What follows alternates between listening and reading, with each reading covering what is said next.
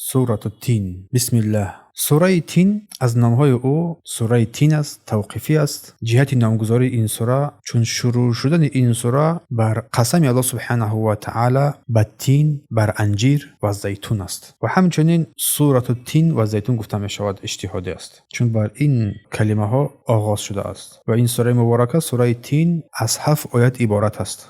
در مکه مکرمه نازل شده است. از 7 آیات عبارت سوره تین در مکه مکرمه نازل شده است. ترتیب نازل شدن این سوره 28 است. 28 اما ترتیبش در قرآن باشد 95 است. در قرآن 95 است. اما موضوعات این سوره باشد سوره تین از آیه 1 تا آیه 8 که از 8 آیات عبارت است. اکرام الله سبحانه و تعالی بر بندگانش، تکریم الله سبحانه و تعالی بر بندگانش است و مقصد سوره بیان استقامت، بیان فطرت سلیم انسان و بیان خلق انسان تا اینکه وحی را با این فطرت سلیم بگیرد و دینش را بیاموزد و تعلیم بگیرد. غرضهای این سوره مبارکه باشد سوره شروع شده است با قسم با این میوه های نیکو، با این مکان های مشرف که الله سبحانه و تعالی این میوه ها و این مکان ها را خاص قرار داد. این مکان را برای نازل شدن وحی بر انبیا و رسولانش که این بیت المقدس است. الله سبحانه و تعالی بر این مکان های مقدس قسم یاد کرد و بر این کوه طور همچنین و با مکه مکرمه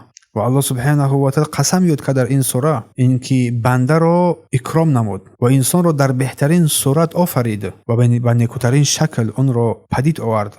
اگر این بنده ای که بر این نیکوترین صورت آفریده شد و پیدا کرده شد اگر پروردگارش با این نعمت‌های بزرگ شکرگزاری نکند، سپس باششگاه و جایگاه او پایین‌ترین گودان جهنم قرار می‌گیرد. برای همین کافران انکار کردند رستاخیز را، قیامت را. بعد از این دلیل‌های آشکار و روشن آفرینش انسان و این خلق و قدرت او سبحانه و تعالی رب العالمین، بیان آفرینش انسان را الله سبحانه و تعالی ذکر یادآوری نمود. شکر و سپاس او را انجام بدهند. با بهترین شکل و نیکوترین شکل انسان را آفرید و سپس خاتمه داد این سوره را بیان عدلش را با اثبات نمودن مؤمنان و عقاب کافران. و مناسبت این سوره مبارکه با اولش باشد با سوره قبلش باشد هنگامی که الله سبحانه و تعالی سوره شرح را ذکر نمود، بیان کمال خلقش را بر ما ذکر یادآوری کرد.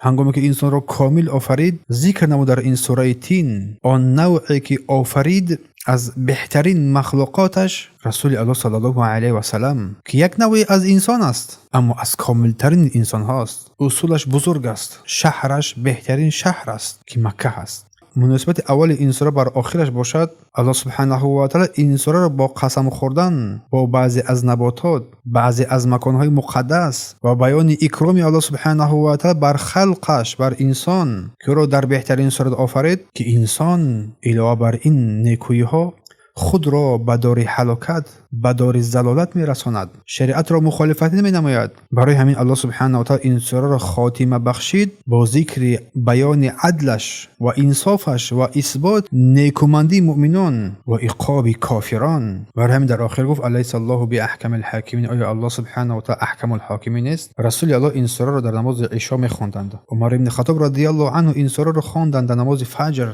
که در مکه بودند در آن سالی که شهید شدند.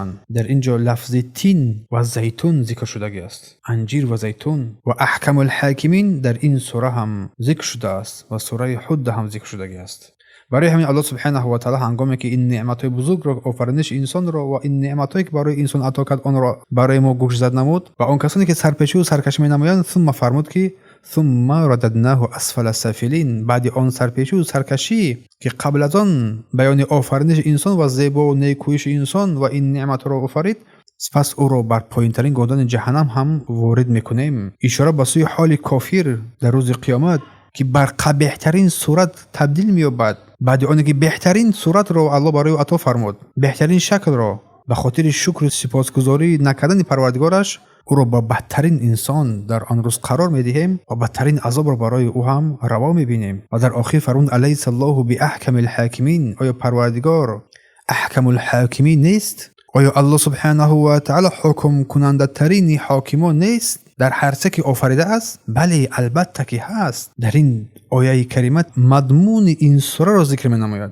بیان اثبات نبوت و توحید و عبادت و آخرت، حکم الله سبحانه و تعالی که در برگیرنده نصرت رسول صلی الله علیه و سلم و بیان کذب سرپیچان و سرکشان بر روز آخرت بر قدر. الله فرمود که و تین و زیتون، سوگند یاد می‌کند الله سبحانه و سوگند به انجیر و زیتون. انجیر معروف است، همچنین زیتون هم معروف است. الله سبحانه و تعالی با این دو درخت قسم یاد میکند، چون این دو درخت منفعت‌های خیلی زیادی برای مردم دارد و ثمره‌های نیکو هم برای مردم عطا میکند. چون در سرزمین شام این دو درخت بسیار برکست هست و منافع زیادی هم دارد و این مقر و جایگاه نبی الله سبحانه و تعالی عیسی علیه السلام، عیسی ابن مریم است. و تین و زیتون و طور سینین گفت الله سبحانه و تعالی و سوگند به کوه طور سینا که در آنجا الله سبحانه و تعالی به واسطه با موسی علیه السلام سخن صحبت کرد. طور سینا محلی نبوت موسی علیه السلام. و هذا البلد الامین، سوگند به شهر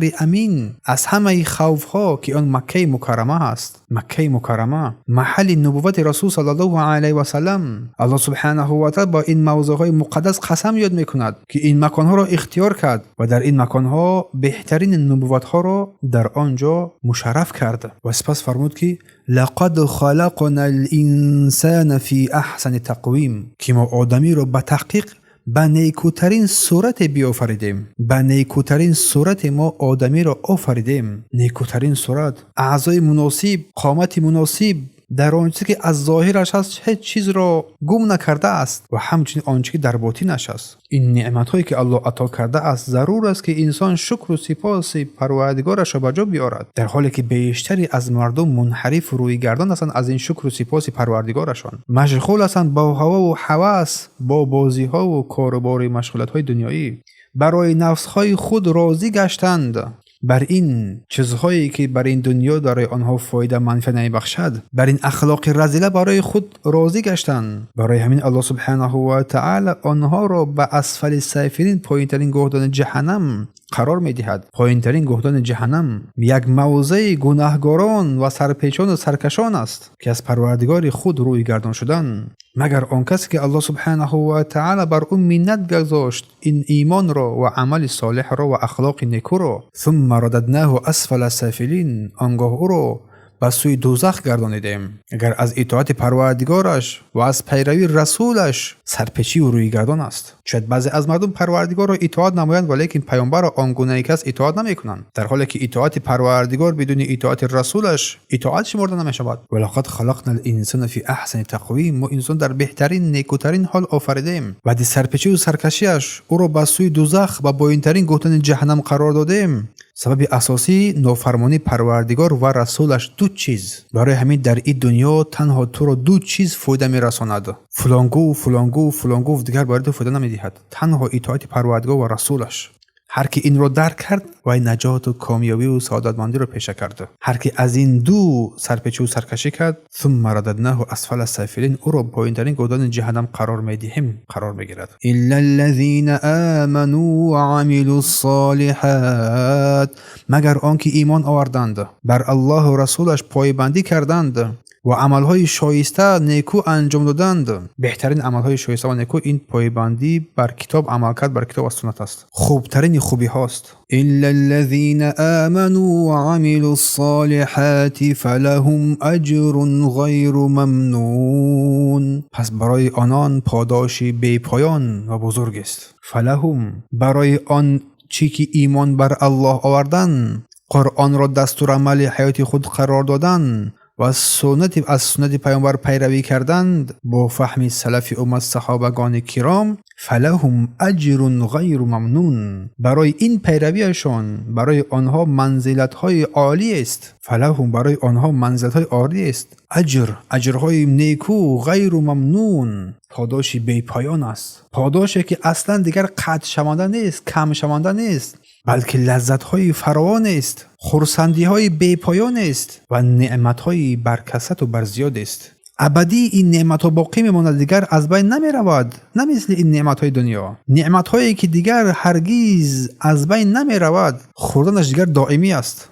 فما یکذبک بعد بالدین، ای انسان پس چیست که بعد از این همه پند و نصیحت، بعد از این پند و نصیحت تو را چی شده است که بر دروغ شمردن قیامت تو را چی وادار میکند که این قیامت را دروغ بشماری؟ دیگر از اطاعت فرمان برداری الله و رسولش سرپیچی و سرکشی نمایی. دیگر چیز فما یکذبک بعد بالدین، چیز تو رو دیگر با این روز قیامت هشدار می‌نماید که تو را تکذیب نمایی، دروغ بشماری؟ ای انسان سرپیچ و سرکش، چرا آن روز جزا را دیگر تو نمیپذیری؟ به درستی این آیه های بیشمار پروردگار را دیده ای، آنچه که بر یقین ثابت شده اند و آن نعمتی که بر تو الله ارزانی کرد واجب گردانید، بعد از این باز کفران و سرپیچی و سرکشی مینمایی؟ الیس الله باحکم الحاکمین، آیا پروردگار حکم کننده ترین حاکمان نمی باشد از همه آنچه که آفریده است؟ بله البته. آیا در بر میگیرد حکمت الله سبحانه و تعالی که خلق را بعد این آفرینش، بعد این نعمت های نیکو و زیبا عطا کردن،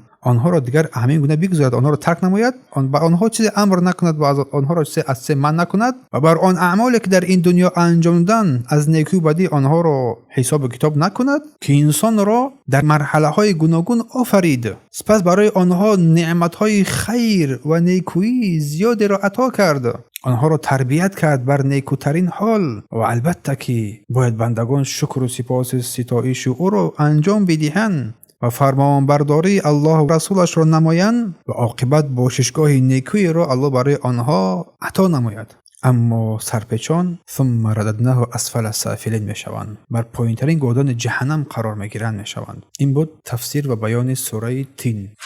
سبحانك اللهم وبحمدك اشهد ان لا اله الا انت استغفرك واتوب الیک.